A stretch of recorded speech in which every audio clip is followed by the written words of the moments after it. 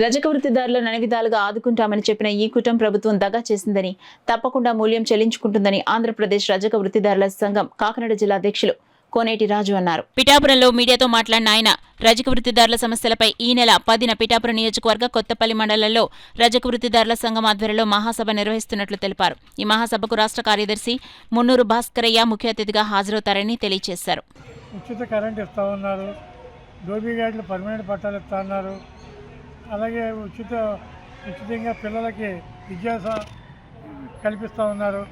ఇవేమీ కూడా మరి ముందుంచిన హామీలు కూడా అమలు కావట్లేదు. కాబట్టి ఈ అన్నిటి మీద కూడా మరి మేము చర్చించి చంద్రబాబు నాయుడు గారు మరి మీరు వచ్చిన తర్వాత ఈ విధంగా కూడా ఉంటే మా రజకుల స్థితిగతులు చాలా దారుణంగా ఉన్నాయి. ఎందుకంటే మీరన్న వసతులు లేక ఈవేళ వలసపోతూ ఉన్నారు. మీరు మొన్న శ్రీకాకుళం జిల్లా రాజ్యంలో మీరు రజకుల డోబీ గార్డులు సందర్శించిన తర్వాత మరి వాళ్ళకి ఏమీ పూర్తిగా హామీ కూడా ఇచ్చినట్టే మాకైతే కనపడలేదు.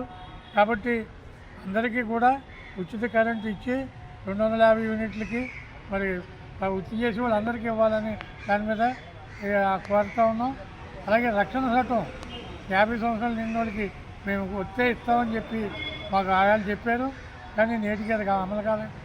ఈ అన్ని సమస్యల మీద కూడా దీర్ఘంగా రేపు 10వ తారీఖున కొత్తపల్లి మండలంలో మరి మండల మహాసభ జరుగుతుంది. దాంట్లో చర్చించి మరి ఇప్పటికే కలెక్టర్ గారి దగ్గర పోయిన నెల 25వ తారీఖున స్టేట్ వైడ్గా కూడా ధర్నాలు చేసాం.